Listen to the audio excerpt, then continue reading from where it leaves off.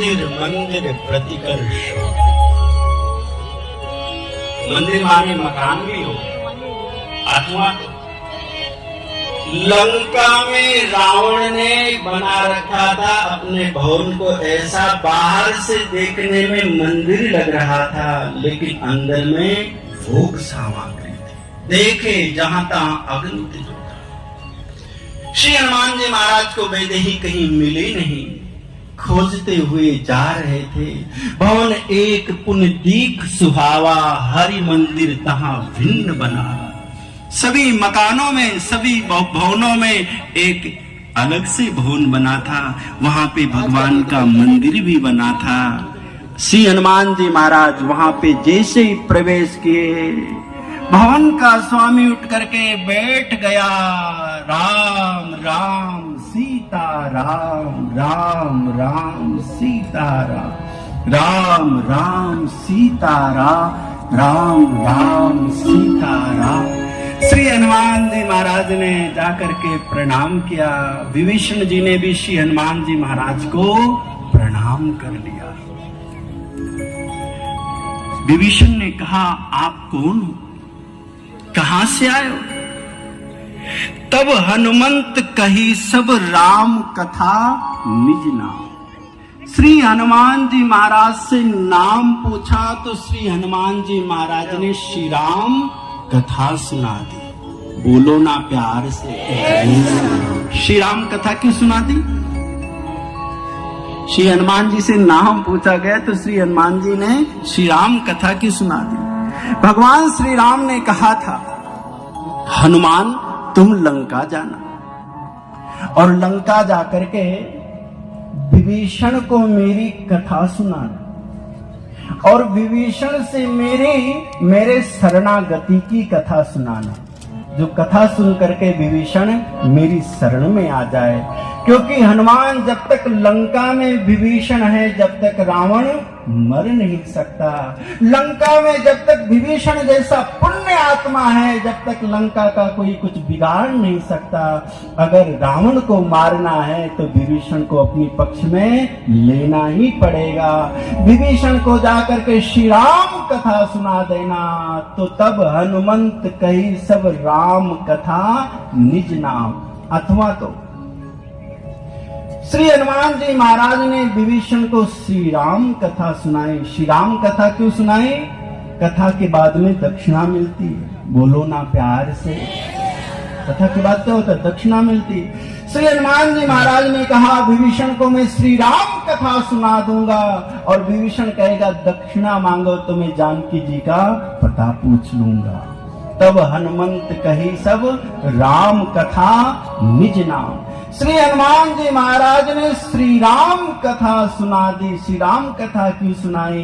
क्योंकि विभीषण जगते हुए राम राम सीता राम, राम राम सीता राम, राम राम सीता राम। जिसके मुख से राम नाम की ध्वनि सुनाई पड़ती हो उसको श्री राम कथा सुना दो, सामने वाला व्यक्ति प्रसन्न हो जाएगा। श्री हनुमान जी महाराज ने विभीषण को श्री राम कथा सुनाई। श्री राम कथा क्यों सुनाई? श्री हनुमान जी महाराज ने कहा ये विभीषण है, श्री राम भक्त तो है लेकिन इसका जन्म राक्षस कुल में हुआ है। इसको मैं श्री राम कथा सुनाऊंगा तो ये परम पवित्र हो जाएगा। इसलिए तब हनुमंत कही सब राम कथा निज नाम। श्री हनुमान जी ने अपना नाम बताया। विभीषण ने कहा तात कबहु महि जान अनाथा करिहे कृपा भान कुल नाथा। हे हनुमान जी महाराज, कभी मुझ अनाथ के ऊपर भी रघुनाथ की कृपा होगी? कभी मेरे ऊपर कृपा करेंगे कि नहीं करेंगे? श्री हनुमान जी महाराज ने कहा विभीषण तुम्हारे ऊपर श्री रघुनाथ जी कृपा करेंगे नहीं, तुम्हारे ऊपर उन्होंने कृपा कर दी है। क्योंकि श्री राम कथा श्री राम कृपा से ही मिलती है। आपने श्री राम कथा सुन ली है तो समझ लो श्री राम कृपा हो गई आपके ऊपर।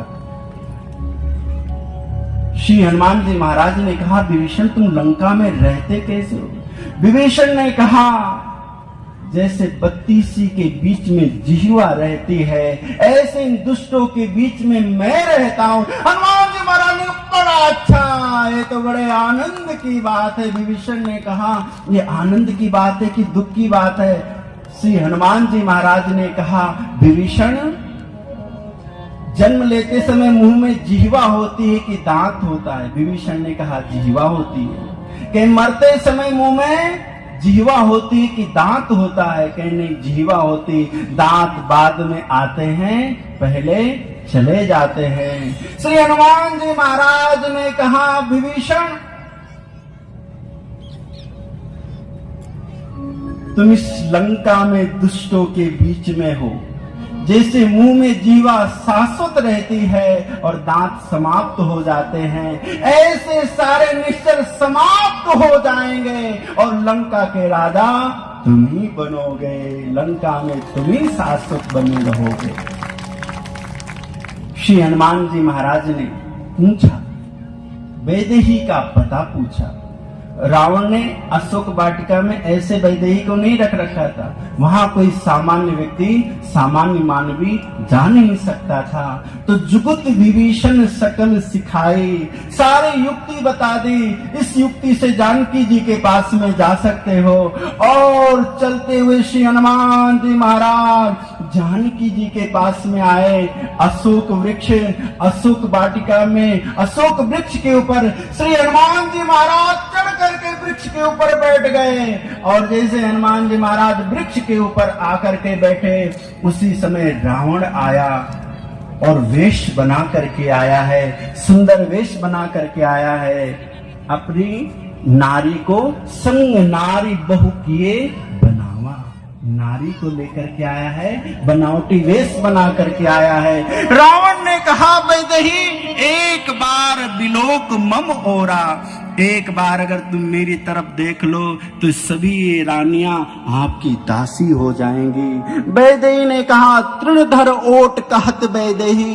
वैदेही ने कहा रावण, तुम मुझको रानी बनाना चाहते हो, तुम्हारी बस की बात नहीं है। तुमको रघुवीर के बाण की सुधि नहीं। मैंने कल की कथा में सुनाया था, जब महाराज रघु ने निशंग से तीर निकाला था तो रावण थर थर कांपने लगा था।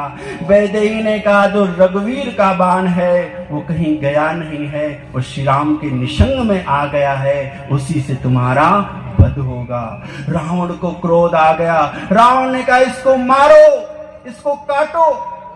हनुमान जी महाराज ने कहा यदि सीता को मारने के लिए लोग आगे बढ़ेंगे तो इस रावण को उठा करके मैं यही पटक दूंगा, लेकिन मैं प्रतीक्षा करता हूं कि वैदेही को कोई बचाने आता है कि नहीं। मंदोदरी ने समझाया। रावण ने कहा वैदेही तुम 1 महीने में मेरा कहना नहीं मानोगी तो तुम्हारा मैं वध कर दूंगा। राक्षसियों को कहा डराओ धमकाओ। राक्षसियां वैदेही को डराने लगी, धमकाने लगी। उसी समय त्रिजटा आई। त्रिजटा ने कहा तुम ये क्या कर रही हो, तुम वैदेही को धमका रही हो? कि हाँ। रावण ने कहा कि मत धमकाओ, मैंने एक स्वप्न देखा है। कि स्वप्न में क्या देखा है? कि सपने बानर लंका जारी, जात धाम सेना सब मारी, खर आरूढ़ नगंध सीसा, मुंडित सिर खंडित भुज भीषा, यह विद सो दक्षिण दिस जाए, लंका मानो विभीषण पाए। लंका के राजा विभीषण जी बन गए हैं और पूरे लंका में भगवान श्री राम की चारों तरफ दुहाई दी जा रही है। बोले श्री रामचंद्र भगवान की जय हो। राक्षसिया डर गई। जानकी जी से कहने लगी जानकी जी मुझको कुछ मत करना, जो करना सो रावणवा का करना, उसी की वजह से मैंने आपको धमकाया है। सब राक्षसिया भाग गई। जानकी जी ने कहा अग्नि ले आओ, मैं जल जाना चाहती हूँ। त्रिजटा ने कहा यहाँ सब कच्ची मांस खाते हैं, अग्नि तो कहीं है नहीं। हनुमान जी ने कहा चिंता मत करो जानकी जी, पूरे लंका में मैंने आग नहीं लगा दिया तो मेरा नाम भी हनुमान नहीं है। जैसे त्रिजटा गई, श्री हनुमान जी महाराज ने मणि मुद्रिका गिरा दी, वैदेही को मिली। वैदेही ने कहा माया से असी रची नहीं जाई, माया से मुद्रिका रची नहीं जा सकती है। ये मुद्रिका यहाँ कैसे आई? श्री हनुमान जी महाराज ऊपर बैठ करके पहली कथा लंका में विभीषण को सुनाई थी, तो दूसरी कथा जानकी जी को सुनाने लगे। रामचंद्र गुण बर नहीं लागा, सुनते सीता कर दुख भागा, लागी सुने श्रवण मन लाई, आदि उसे सब कथा सुनाई। जानकी जी ने कहा, जिसने इतनी सुंदर कथा सुनाई है वो मेरे आंखों के सामने प्रकट क्यों नहीं हो जाता। श्री हनुमान जी महाराज प्रकट हो गए। जानकी जी ने कहा, तुमने कथा इतनी सुंदर सुनाई, लेकिन तुम हो बंदर। श्री हनुमान जी महाराज ने कहा, माँ, ना मैं सुंदर हूँ ना मैं बंदर हूँ, मैं श्री राम प्रभु का दास हूँ। राम दूत में मात जानकी, सत्य शपथ करुणा निधान की। जानकी जी भगवान श्री राम को करुणा निधान कह करके पुकारती थी। जब करुणा निधान शब्द जानकी जी ने सुना तो समझ गई ये पक्की बात है, ये भगवान श्री रघुनाथ जी का दास है।